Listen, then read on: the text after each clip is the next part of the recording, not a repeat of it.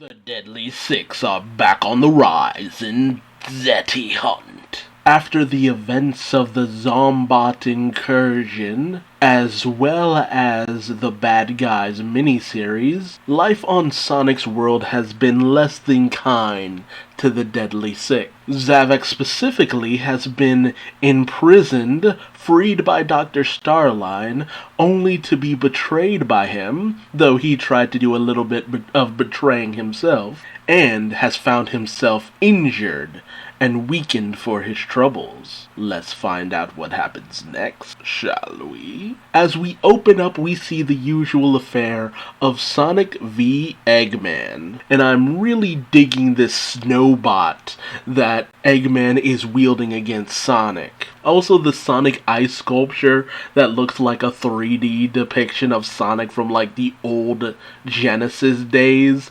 I love that kind of tongue-in-cheek stuff. Adam Bryce Thomas once again brings it with some fantastic artwork. And our old writing juggernaut, Mr. Ian Flynn, is back at the helm. And with colors by Matt Herms, this issue is looking spectacular. However, Eggman lets it be known that what he's after in this winter town that he's tearing up is actually the Deadly Six. He's been hunting them ever since the end of Bad Guys, because, well, having the Deadly Six who can control machinery with a thought out in the world is less than ideal for the good doctor. But Sonic isn't going to let up on his attacks, and even getting back into the whole calling Eggman Baldy McNosehair. And I love the Team 4-star reference of, that's not funny. It's never been funny, and it'll never be funny. I love it. A+ writing there, Flynn. But we see that nearby, Master Zik overhears that Zavok has been causing a little bit of chaos on his own. Though he does wonder why Zik hasn't come to collect him, he thinks that maybe Zavok might have ended up a little bit over his head. And we see just that. After escaping from the events of Bad Guys, Zavok is in pretty rough shape, shambling with only one egg pawn to show for all of his efforts. And though at first he starts to grow into the thought of failure, that maybe he wasn't good enough, I love this panel where he just rages back into self-confidence. That no, I will not be defeated, I will not surrender, there is only vengeance. Like, the intensity of this line work. Adam Bryce Thomas, you did a fantastic job of just portraying the fury of Zavok. I have never felt more intimidated by Zavok and his devilish appearance than right now.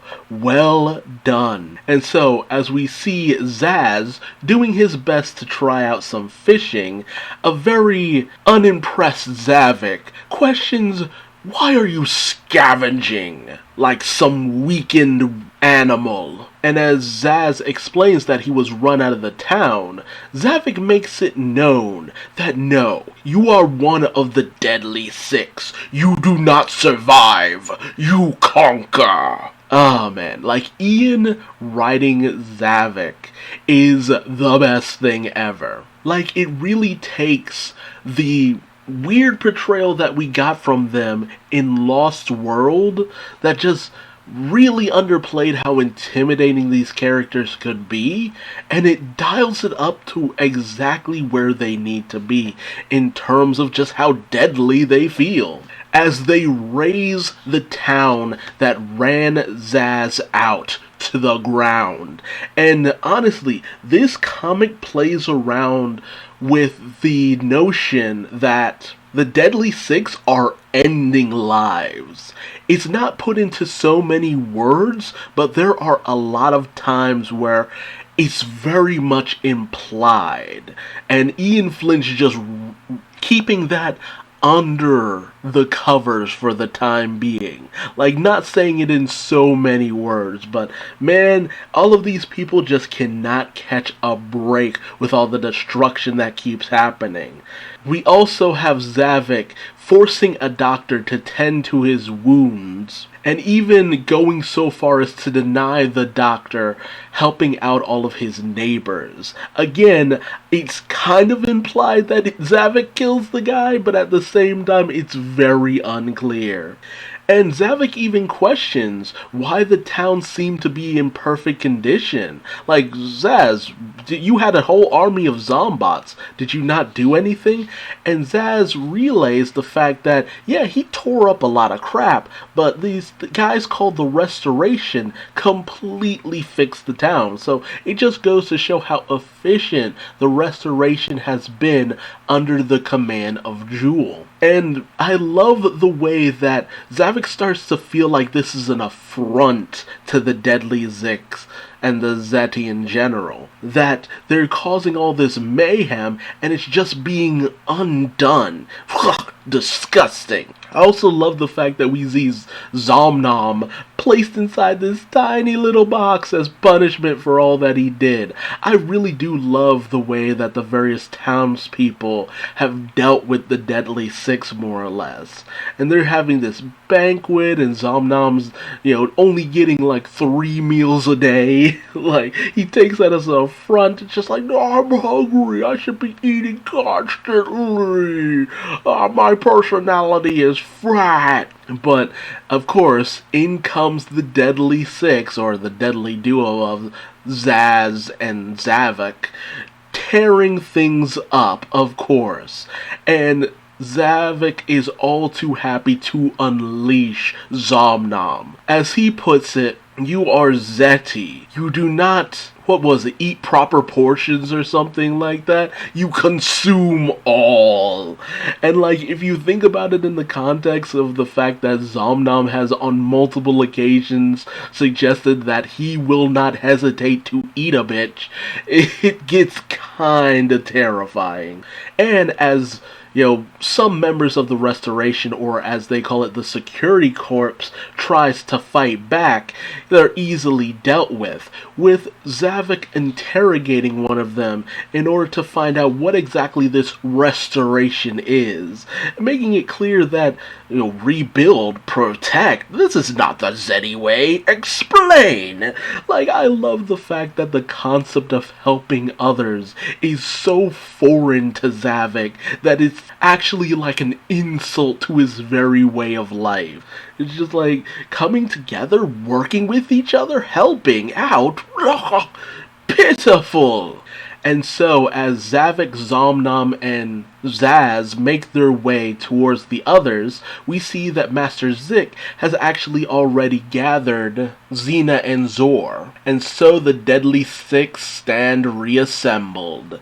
And Zavok makes it known that he intends to raze every town to the ground who had previously defeated them and run them out. But Master Zik has another idea, that it's not so much a great plan to just keep razing town to the ground, because eventually they will be found out by their enemies. They're going in too plain a pattern. It would be better to make their enemies think that they're going to one of the towns that they have previously been in, and use that as an opportunity to attack the Restoration directly. Tear out this recovery effort from the roots, as Master Zik speaks. And of course, always heeding his master's words, Zavok is all too keen on this plan.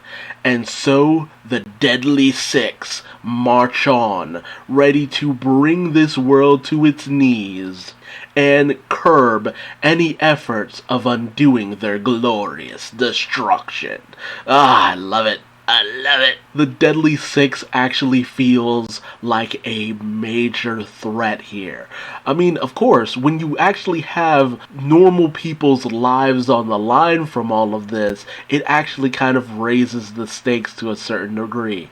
And I really am appreciating the efforts that Ian Flynn is going through in order to write the Deadly Six in a proper manner. And so, as they terrorize a nearby town, some of those who would try to stop them are easily overwhelmed and try to get in contact with the rest of the restoration.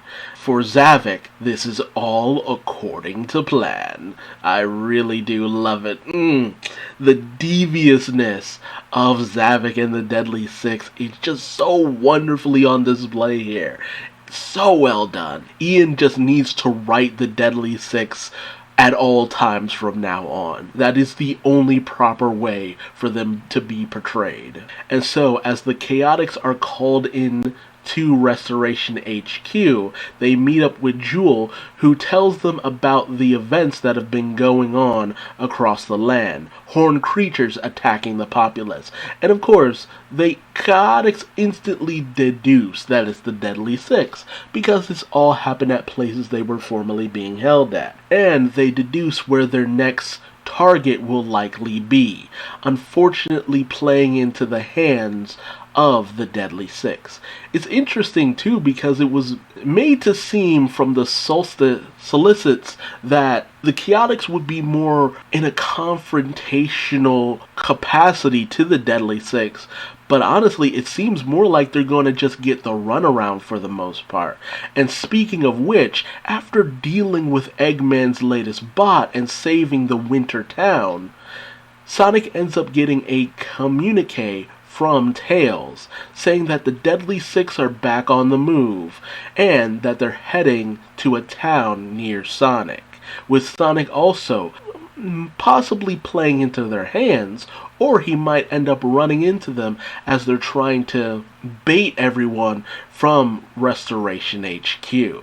So will Sonic manage to make it in time to save Restoration HQ and the wonderful work they've been doing for the people? Will he stop the Deadly Six? The answers are yes, but how he does it will be loads of fun. This storyline is already shaping out to be a little bit better than the last. Not to undermine Evan Stanley's writing, but the storyline was a little too straightforward and honestly did need to be as long as it was. But I've appreciated this issue loads. Ian once again is in his element, and Adam Bryce Thomas's art just elevates it to another level. I can't wait to see who ends up being the ones to stop the Deadly Six and put them in their place. With Jewel being the one involved, hopefully we definitely get to see Belle, Tangle, and Whisper actually throw down with these Zeti punks. But tell me your thoughts in the comment section below. What did you think about this issue? How do you feel about the writing of the Deadly Six? Are you like me and just finding the way that Ian Flynn writes them to be a step above the way they were portrayed in Lost World? Or are you still pretty lukewarm to negative on the D6? As well as, please, if you like this video, like, comment, subscribe, hit the bell, all that good stuff. Or don't, I ain't your daddy, but I still love you like one, and I will see you in the next video. I'm Duuz-Diz-Din. Have a wonderful day. Bye-bye.